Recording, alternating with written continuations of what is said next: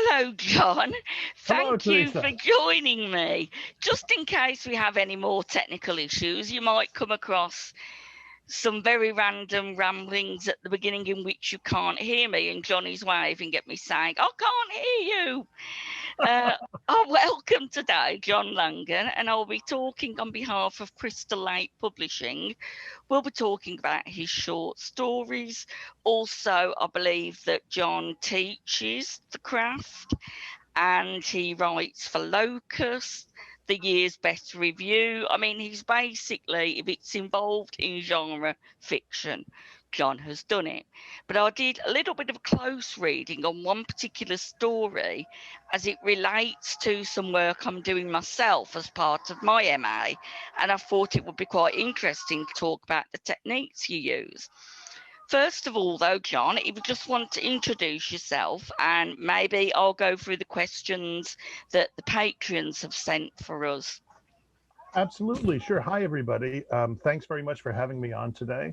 I'm John Langan. I'm the author of 2 novels and 4 collections of stories. I've received the Bram Stoker Award for my novel, The Fisherman. I've received the This Is Horror Award also for The Fisherman and for my 3rd collection of stories, Saphira and Other Betrayals. It's true. I for a long time was actually, I've written nonfiction, genre-related nonfiction for quite some time, actually, starting with the late lamented Internet Review of Science Fiction back in the 2000 and aughts. Yeah. And I've published some stuff in the New York Review of Science Fiction and reviews and science fiction studies. But most recently, I've written for Locus reviews for about 3 years. I was doing every month, every other month, something like that. I was trying to cover horror and dark fantasy, and that kind of tapered off a bit because of my day job. I teach secondary school English, and so that curtailed things. But I still try to do a year-end write-up for them, and occasionally a review if I can sneak it in. I'm one of the co-founders of the Shirley Jackson Award. I'm a juror for the award for the first 3 years of its existence, and I'm now on the board of directors. I live in New York State in the Mid-Hudson Valley, which I'm about an hour and a half north of New York City along the Hudson River. So it's where I live is reasonably rural, I suppose, although I'm not that far away from the college town where my wife teaches, and a small city, Kingston, to the north. I have 5 dogs, or I should say 5 dogs. Have you?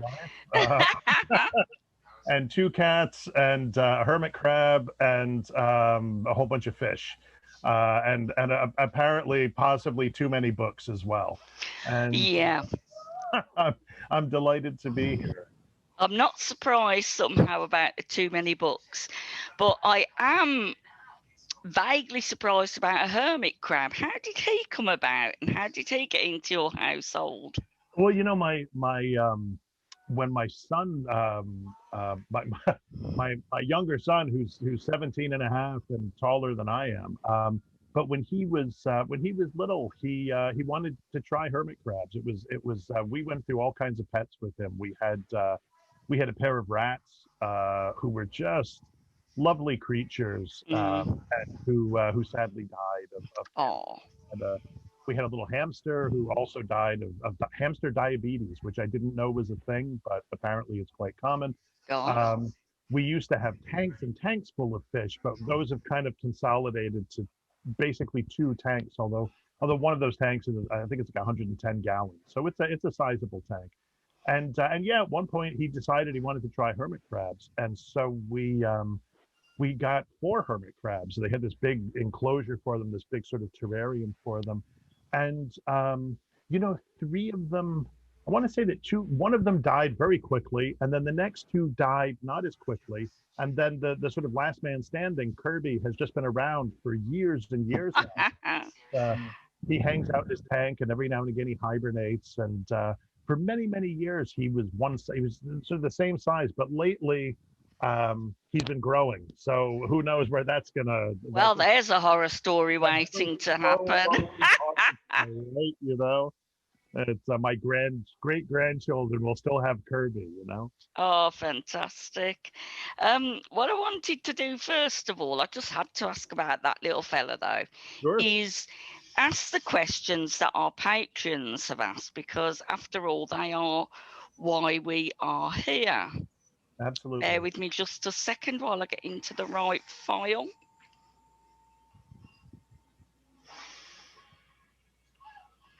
Now, our first question is by Matthew Henshaw, and he wants to know, what genre of fiction do you enjoy that would surprise readers of your work? What would you consider a great example of that genre to recommend? And which author in that genre would you most like to collaborate with? Oh, that's an interesting question. It is, yeah. I you know, I kind of feel that I at least I have this imagination that I'm fairly transparent, that I don't that most of what I'm interested in, and it kind of makes its way into my fiction. Yeah. So I don't know off the top of my head that there's, as far as reading material goes, I don't have any deep dark secrets. Um, I love graphic novels. I love comic books. Yeah. And I've written about that in the past, and but I would say it's one of those things that the older I get, the more I realize the extent of the influence that it's had on me. When I was in primary school, that was what I read mostly. And it's sort of funny, you know, like, to the frustration of my parents, who were like, "Why won't he read?" But they were thinking about, you know, more conventional stuff, Yeah. and more conventional literary forms, I guess. And my third grade teacher, bless her heart, was absolutely in favor of everybody reading comic books, because her son had taught himself, or had become a better reader through reading, I think it was Mad Magazine. So here we were Yeah. reading the Incredible Hulk and Spider-Man, and she was quite delighted with that. I suppose I might think that people might find comic books sort of surprising, because they often have that as the sort of campy association, right? Yeah. A lot of the stuff that I do, I think I get tagged as this kind of literary horror writer, which, Yes. Yes. you know, maybe maybe not so fairly, but in any event, so I think that they might be surprised to the extent to which, like, you know, the Fantastic Four or something was a huge influence on me. And In terms of now, what in terms of, like, Who would you like to collaborate with was the kind of latter part. yeah, I'm thinking that it would probably have to be an artist. I mean, I do still doodle myself, but and I have this sort of private fantasy of drawing at least one comic book before I die. You know, like some kind of graphic novel project. Yeah. But um, but you know, at the moment, I'm pretty friendly with an artist named Patrick Zurcher, who's a really fine artist, and in some ways, he for the comic book nerds out there, he kind of reminds me of George Perez. Not so much Yeah. in his style, like Perez is distinct, but Perez was the kind of artist who could draw any comic book character, and Patrick is very much, I think, in that same kind of vein, that he wants to be able to draw anything. So I think it would be fun to collaborate with him. And we, every now and again, he'll say, you know, I'll make a comment online, and he'll come on and say, "Oh, you could totally do that as a comic book," and I'll say, "No, not without you," you know. But I think it would be fun to actually try to do something with him at some point in the future. I'll tell you what I'd like to see as a very small comic, Kids. That would be, for those who aren't aware of the short story, it's in Wide Carnivorous Sky, and it's about a teacher, and I will leave it there. It's a wonderful little kind of about 1,000 words, so it's short comparative to your other stories. Yeah. So It came out of a desire to kill a friend in fiction. I mean, we love doing that, don't we? Okay, that's great. I'll get on to the next question, which is by Ruth Ann Jag. Now she says, "The Fisherman is a remarkable story, one I will revisit. Would you like to see it become a movie, or do you feel the depths, no pun intended, of human connection, grief, and mythology you explore might be lost in translation. Is it filmable? I think it is. I mean, I think anything is filmable. It depends on budget. Yeah, Uh, Basically, that's what it comes down to. I mean, whether it would do better as a sort of Netflix mini series or something, three or yeah. four episodes, or a very long movie, I'm not sure. I mean, there's a crass commercial interest in this. You know that movies for writers, of course, as we know, a movie option for your book can make a big difference to you It financially. can. Yeah. So I don't want to say no, it could never be filmed because I then actually like the idea of a Netflix mini series because I think you would have more time, as Ruth Ann says, to explore that mythology and the grief, the impact of that, because it wouldn't be the kind of power punch yeah, film. It would be, to yeah, use the term used earlier, more literary kind of luminal horror, yeah, yeah, possibly. yeah. No, absolutely. And I would um, there has been over the years, there's been repeated interest. Although quite often my film agent will contact me and say, "Hey, someone wants to talk to you about The Fisherman," and I'll say, "Oh, wow, that's awesome." And then I talk to them and they say, "Listen, you can never make a movie out of this. What else have you got?" Just like, Okay. No, I don't believe that that's really something we can say nowadays. Perhaps 20 years ago, yes, because we didn't have the technology, the yeah, platforms. Netflix are very experimental, I yeah. think, with some of the things that they do. So I think the opportunities have changed. I mean, jumping on to Ruth Ann's question, other than The Fisherman, is there something you'd really love to see filmed of yours?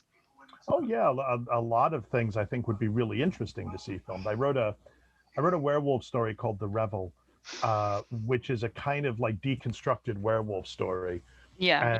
and I would kind of love to see that made into a kind of really experimental film with an actual narrator who's kind of walking you through the sets and this sort of stuff. But Yeah. um, so I would love to see like some kind of sort of avant-garde take on that.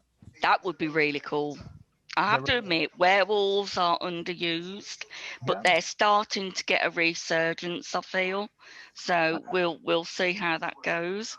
The last question from our wonderful Patreons, if I can get into my phone, it's from Victor Parolio. Loved how you tend to develop the character without any description at all. I'm thinking about Saphira. Do you agree with the idea that some authors have that form appears when the spirit fades away? Hmm. Well, I think that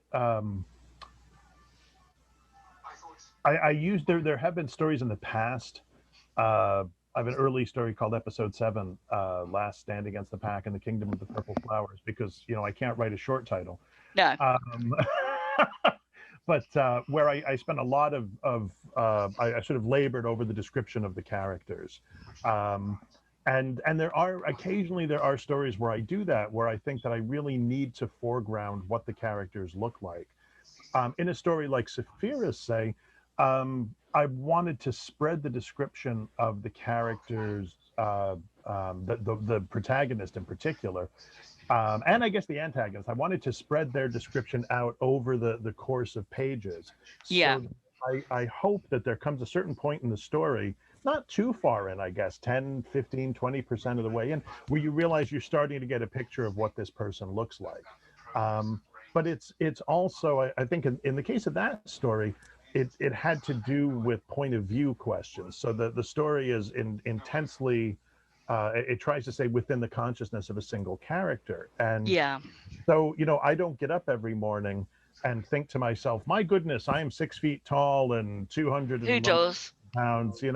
It's on the other hand, my hair, I got this beautiful COVID hair. And Oh, it's wonderful. thank you, and that I finally got the hair I wanted when I was in 5th grade and reading Conan the Barbarian, Yeah. by Crom.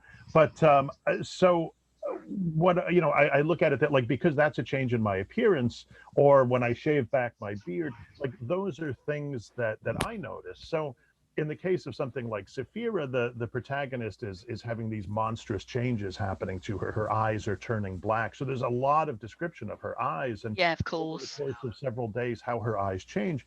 Or there's a description of her with her sunglasses on, because those are things that about herself that she's seeing. I do, sometimes I've played with description. I wrote a story for Ellen Datlow's Echoes anthology called Yeah. Metallic Queen of the Hungry Dogs, and the protagonist of that is African American, and nobody has picked up on that I'm aware Yeah. of. I gave him.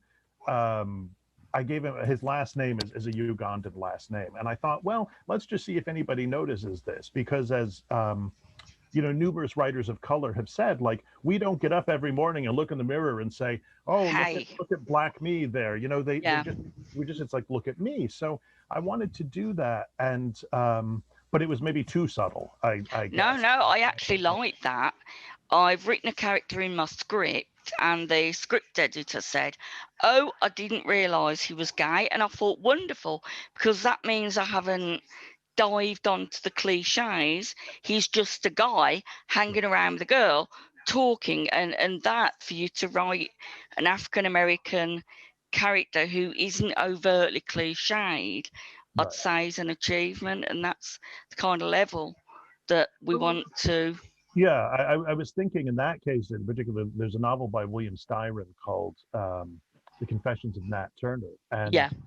I think Styron's a great writer, but one of the problematic elements of that novel, I guess, is that Nat keeps like looking at himself, his hand, and going, I looked at my black hand. And Oh, I think that Styron, like, to try to be fair to him, I think that he's trying to make a commentary on race and how Nat sees himself and blah, blah, blah. I just don't know that it completely works.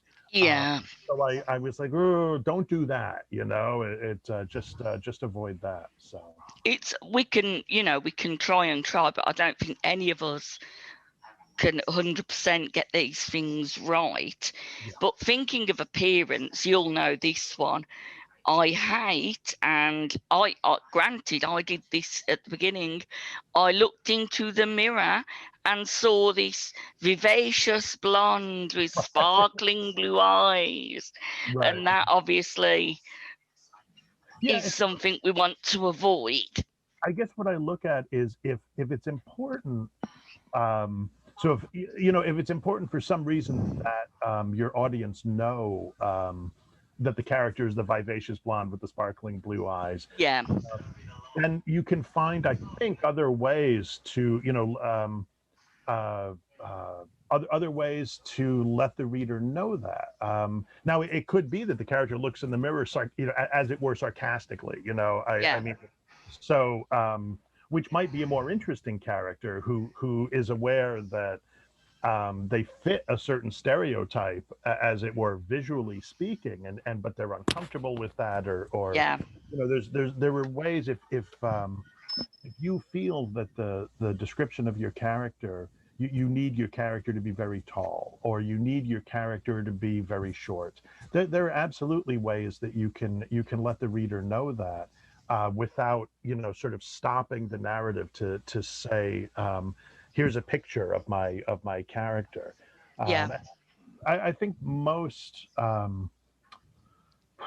we all do form these pictures of the characters in our heads, I think, anyway. Yeah.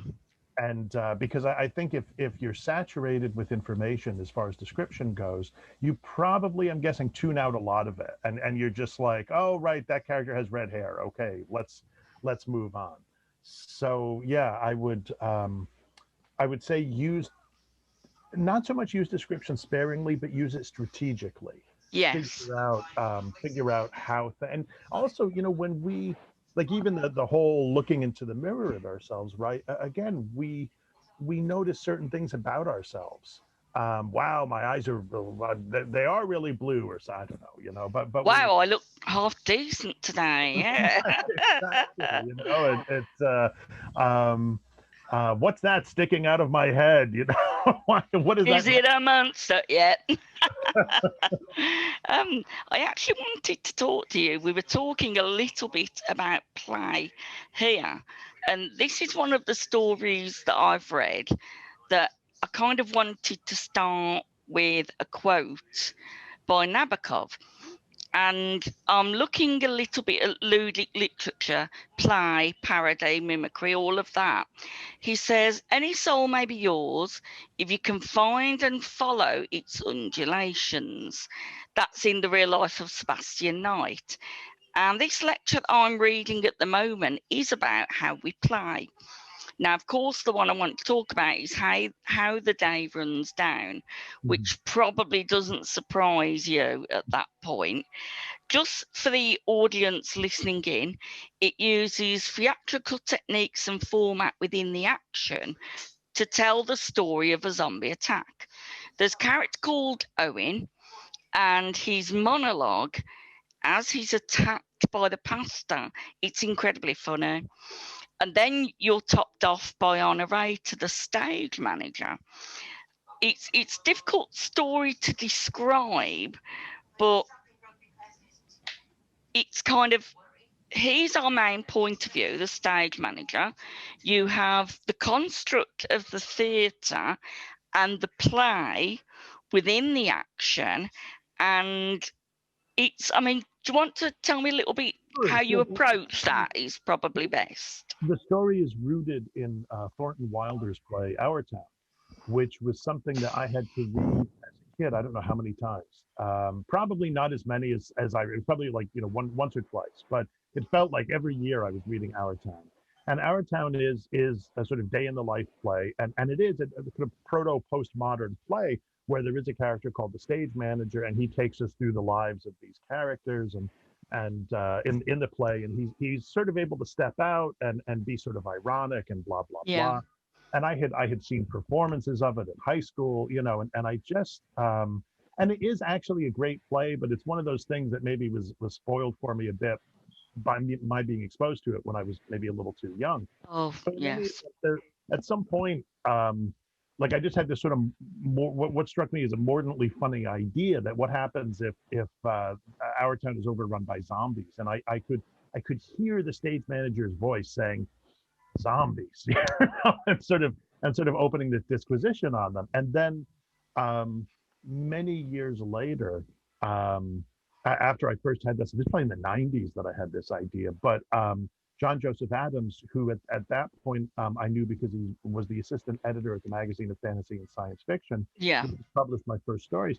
John said to me, "Oh, I'm putting together this anthology of zombie stories," and this was back before zombies were as big as they have been Yeah. for decades. And I said, "Oh, that's funny, John. I had this idea for a story, blah blah blah." And he said, "Oh my God, you have to write that story for me."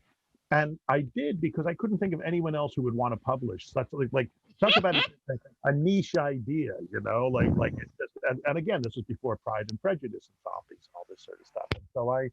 And so yeah, I just sort of wrote the story and just had fun writing the story, and just I used the town I had gone to elementary school in as I sort of loosely based the setting on that, and sent it to John, and then and I didn't. I should say that, like, I was interested in writing in the form of a play, although I didn't imagine it would be produced as a play. It was more Yeah. a sort of a formal choice. Ironically, several years later, it was produced in off Broadway. Oh, fantastic. This little theater group contacted me and they said, "We'd love to do your play," and I said, "Sure." So my agent set it up, and my wife and I went down to see it, and what I remember most vividly is one of the characters gives what I did not appreciate was this insanely long speech describing how her children are eaten in front of her and all this kind of stuff, um, and the young actress who did it just nailed it. I mean, but it's probably pushing about half an hour, and afterwards I just said, "I am so sorry." I said, if I didn't appreciate what an act of memorization this was going to be, and if I'd thought Yeah. about it, I would have happily cut that down for you, and they said, "Nope, we're sort of I don't know, contractually obligated because of to just perform the play as it was written. And I was like, man, but it was a lot of fun. It was, and the dramatic form is that both in terms of play and also screenplay. It's something I find really fascinating. Again, from this kind of technical perspective Yeah. of trying to tell things just through speech, let's say, as opposed to. I mean, I cheated because you have the stage manager character who can describe things to the audience, Yeah. but it was still it was a fun experiment, and it's a kind of thing. If I could find some other, the Glass Menagerie with zombies or something, Death Yeah. of a Salesman with zombies, he doesn't die. Oh God, I hate Death of a Salesman. Sorry for those Uh, people who love it, but that would be funny. That would be the thing. Your dad just keeps coming back, and you're like, Dad, come on. Uh, yeah, that no, would. thank But you. That gave me an idea. Okay. no, but I mean, the stage manager I thought was fantastic because you've got him when he describes Mary, and he's describing the white dress shirt with little brown spots, and you're like, oh, is this going where I think it's going? And just the kind of stupidity of some of the characters that, Oh, now I mean after a year of coronavirus, they if anything they seem too sensible to me. that's I mean, true. That's true. probably should have been a lot more idiocy going on. Oh, but no, I mean, that for me was a great story in not just the experimental, but kind of entertainment level. Oh, this bit, the Gary Floss bit. To the right and left of the theatre, the snarl of a chainsaw starting. It revs once, twice, a third time, changes pitch as it catches on something. It blends with a man's voice shrieking, then silence. I mean, of course, we know from the description of Gary before and what we learn of his character that he's basically ignoring the rules that he's been taught Right. Yeah. No. and that we've been told about. Well, I was It's thinking too that it's harder. That it's one of the conventions of a lot of horror film, especially the chainsaw as the weapon. And yeah.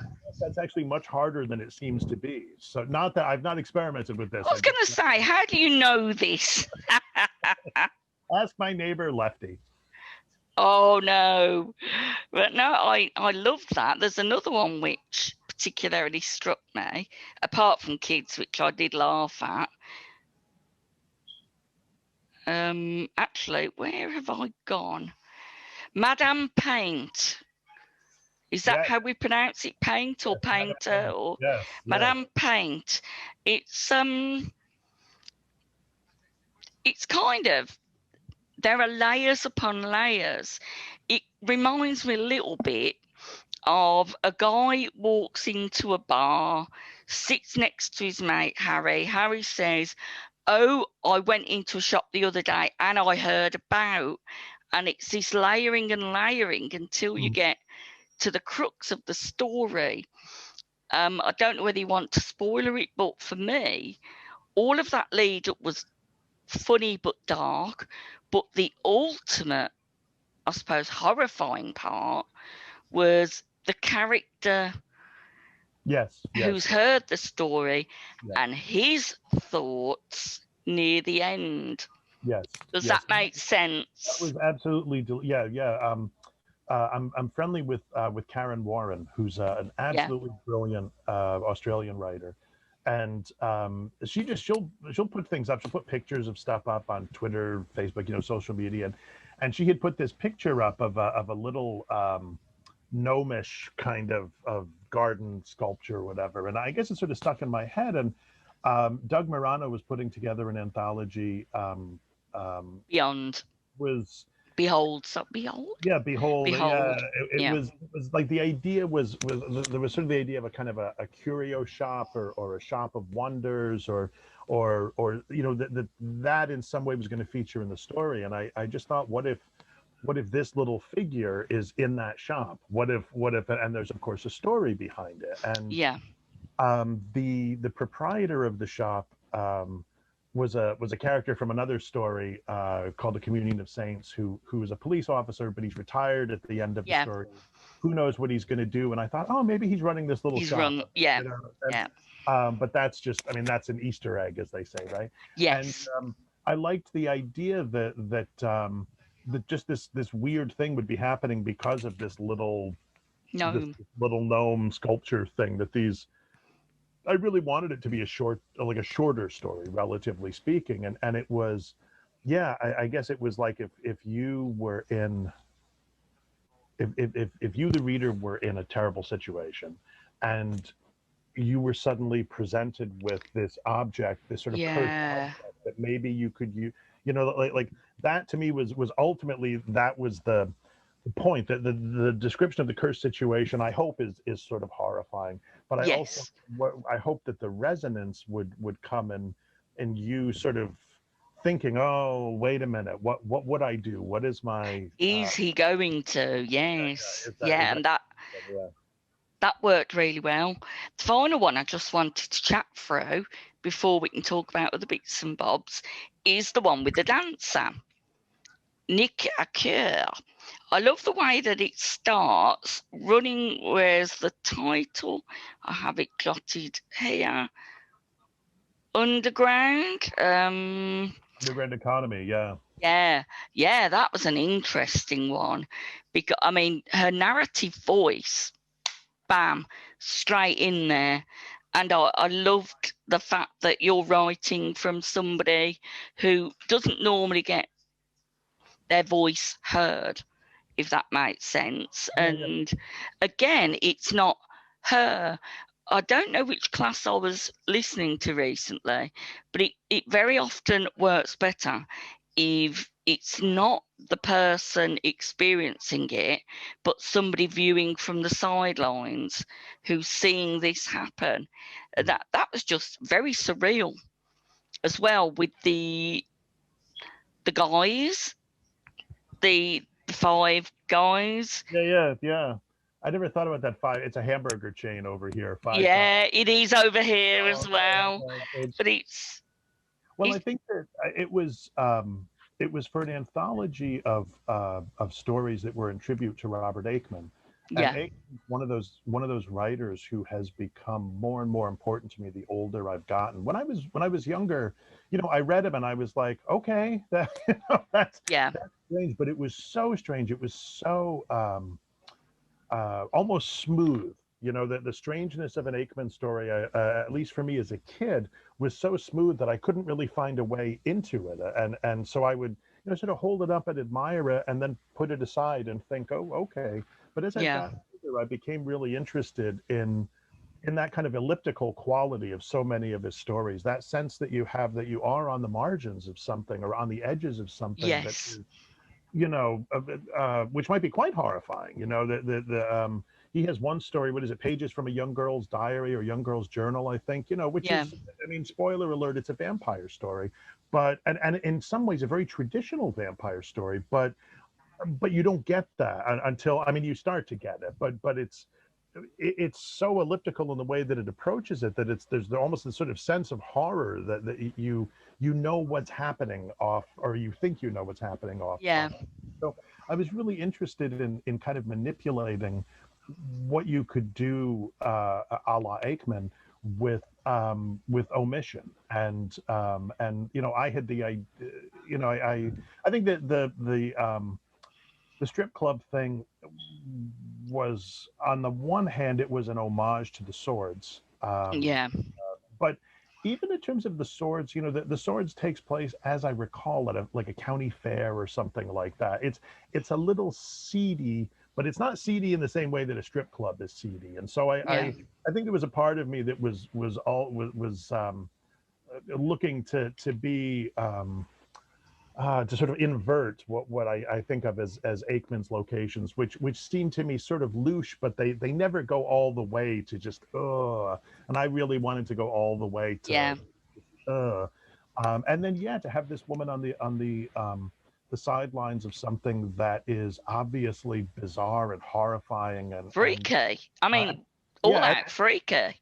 as in the case with Aikman, you know, you do sometimes there are really violent things in Aikman. It's and you kind of can forget those because of all the other elusive sort of stuff. And so I wanted to, yeah, to do something similar.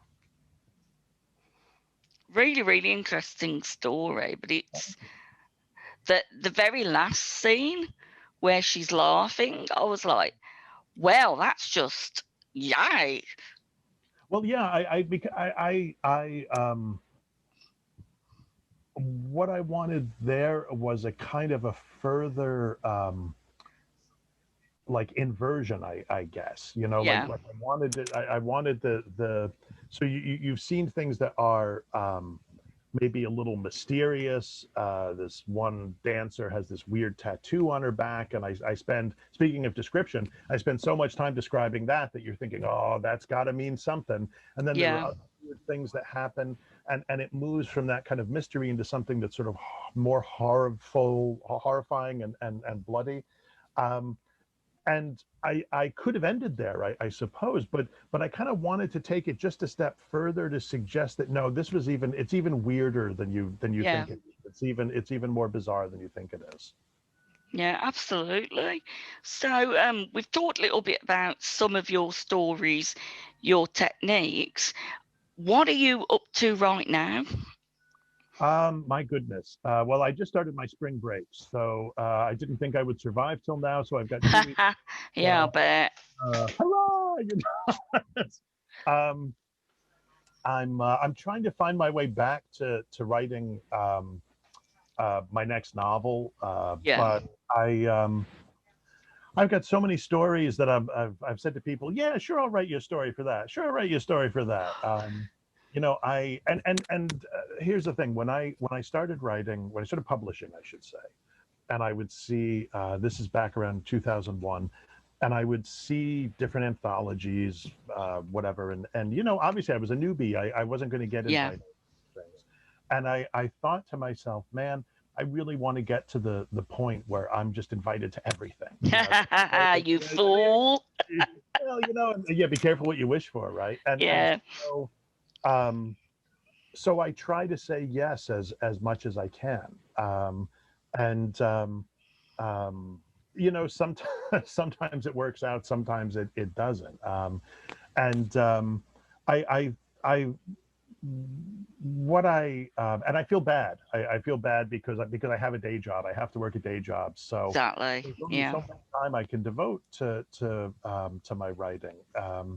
And I feel, as I say, I feel bad because that they're like I can imagine somebody who was in the position I was in 20 years ago hearing this would be like, you son of, if it were me, I could get them all done, because that was what I thought too back then. But what I still like about them, I guess, is anthology invitations so often to me are they're like sort of challenges, you Yeah. know.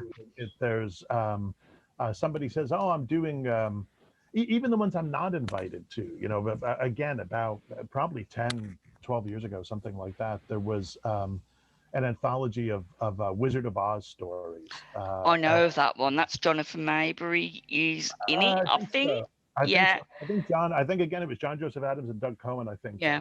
edited that. And you know, it's like I on the one hand I understand, right? The editors think about writers in certain ways, and so they don't necessarily think, oh, Langan would like to do an Oz story, but like that stuck with me. Well, what would I do? How would I do an Oz Yeah. story? It's still it's still kind of turning over in my brain. At some point, I think I will write that Oz story. Yeah, of course. More recently, I've published a story in Mark Morris's After Sundown, Sundown. Yeah. which was a kind of a riff on Alice in Wonderland. And again, a very short story, actually, uncharacteristically short. And again, Ellen Datlow had put together an Alice anthology, all, you know, like 5, 6 years ago, something like that. And again, you know, it was not something she associated with me, but it was something where I thought, man, how would I have done that? You know, and then all of a sudden, boom, it popped up. I do think, you know, this is like my perennial metaphor for consciousness, that I do imagine consciousness is like this skyscraper, and that our are where we mostly live is on the sort of penthouse level. Yeah. But there were just all these layers going down, and you know, way down to the basement, to the sub basement, to caves underneath, and that I think that you can think, oh, I'd like to write a Wizard of Oz story, and just kind of let the lower levels, you know, Yeah. play with Trickle. that. And Yeah. the guys down there are like, hey, what about this? And they're you know, and then all of a sudden it just sort of pops out, almost seemingly fully formed. You're like, oh, where did You've that got, come wow, that's from? great. And it's something you thought of 3 years ago. I Exactly. mean, it's, Working and working on it. Yeah. yeah, it's an example, if I can just briefly mention, Yeah. there was lots of Trump anthologies coming out 4 years ago, people rebelling in their own way. And I kind of had an idea floating about involving the Morlocks, but it wasn't there yet. Now that Classic Monsters is coming out, James Aquilone, and he's the big campaign that went on. Yeah. And I messaged him and said, is there room for Morlocks? So he added those to the submission call. Yeah. I Yeah. mean, I'm not invited, obviously, but I am going to go for it. And it was that story that had been trickling down for the last 3-4 years Yeah. that suddenly has come to fruition. And he, you know, and that's how it works. That's exactly how it works. It reminds me a little bit of Dreamcatcher, Stephen King, and The Memory Warehouse.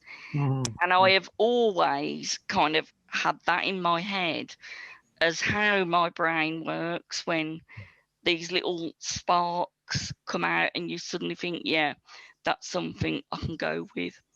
Yeah, for me, it's King had the idea of the Fornits, Yeah, the little sort of construction guys or whatever. They're the guys I kind of imagine inside my yeah, apartment. You know, that they're working on different levels and they're passing stuff back and forth and yeah, it's funny all the metaphors for creativity that King has given us over the years. You know. oh God, absolutely. I mean, he's a master for a reason. I don't particularly like everything he's done, but interestingly, I don't know whether this is going a bit too far for us to end on, but I'll ask anyway.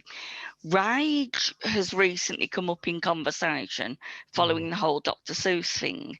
Yeah. Now, it's the self kind of editor, the self kind of censorship.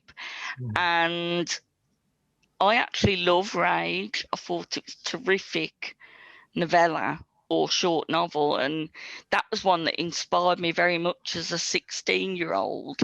Sure. Because part of me felt that rage, and he did take it out later on because he was worried about not so much that it would cause people to go around running around with a gun, but for whatever reason he decided to do that.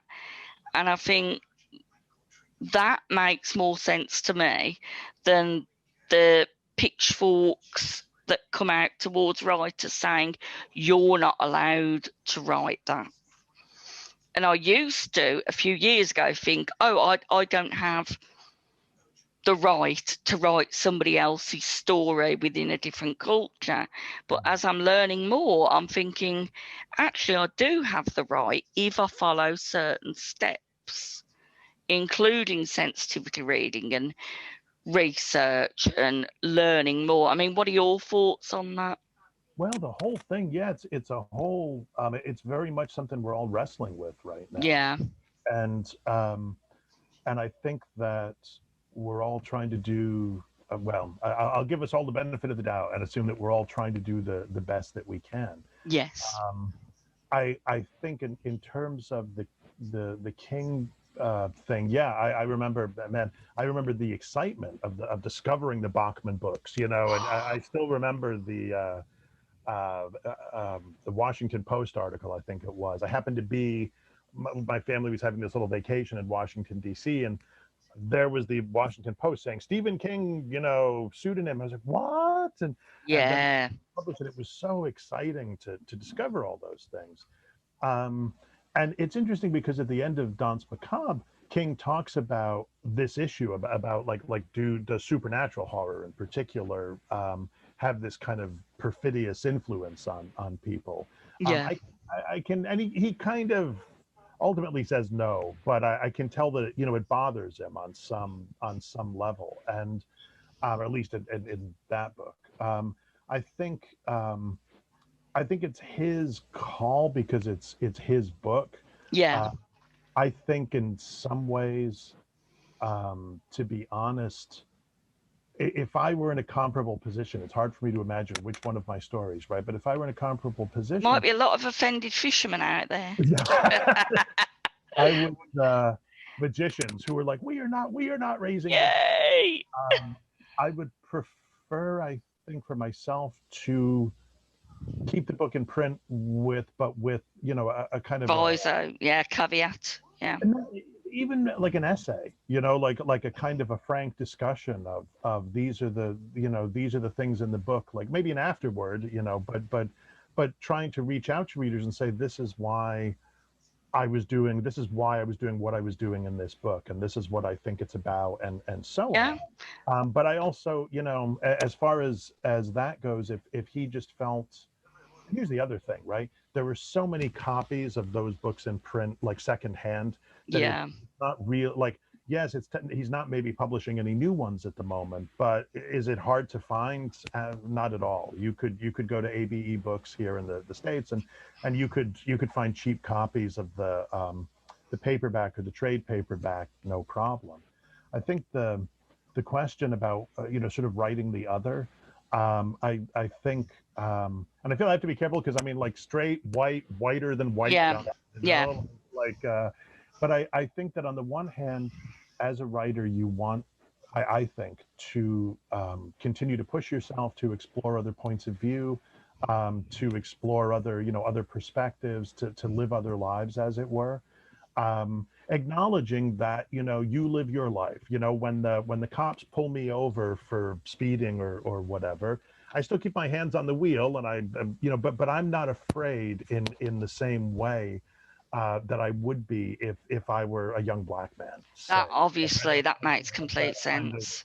so so keeping that in mind, then I think some of it has to do with trying to do the best and most honest job that you can, Exactly.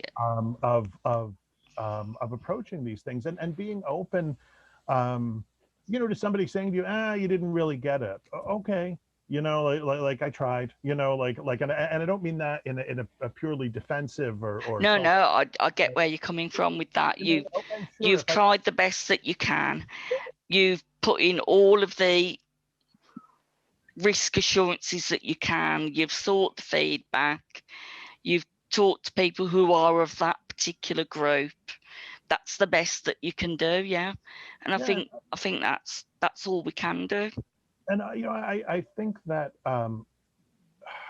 because I don't want to make light of these things, or what I'm thinking about is how there are times when we read something that we can't come to grips with it the first time we read it. That it takes us a while to understand, something. And I think as writers, there are probably topics, subjects, whatever, that the first time we try them, we maybe don't do such a good job. Yeah, yeah, And I think that the integrity. I think that there's a certain integrity in making a good faith effort, and then there's another kind of integrity in saying, well, that may not work for everyone. Um, and I think that most um, the other writers, the writers of color that I've talked to, have said to me, well, that's basically what we're looking for is good faith effort. yeah, Uh, and obviously, they don't speak for everybody. They are not, the writers that I know are not a monolithic block. So I think we try to move ahead in good faith. I think as a writer, you should be trying out other viewpoints. That's yeah, that's fine, and you should be thinking, in part, often because those other viewpoints make for a more interesting story. And I think that flipping uh, uh, any number of traditional elements, whether it's of ethnicity or culture or gender or whatever, yeah, sexuality, can make for a much more interesting story. You can take a sort of traditional story and a traditional plot, and you suddenly see it in new ways if you yes, of turn it over. course, yeah. Yeah. Yeah, that makes absolute sense. Thank you for that.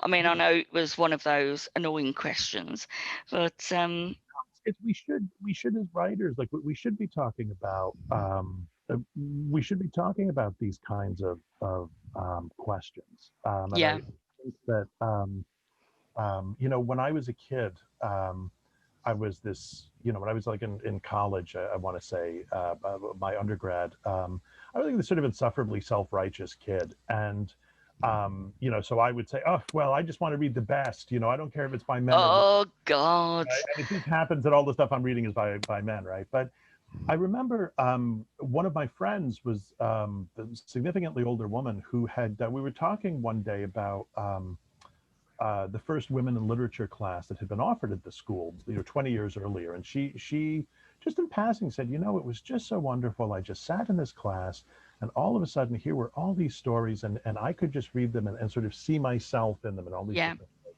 And, you know, right there, I was just like, I'm a total idiot.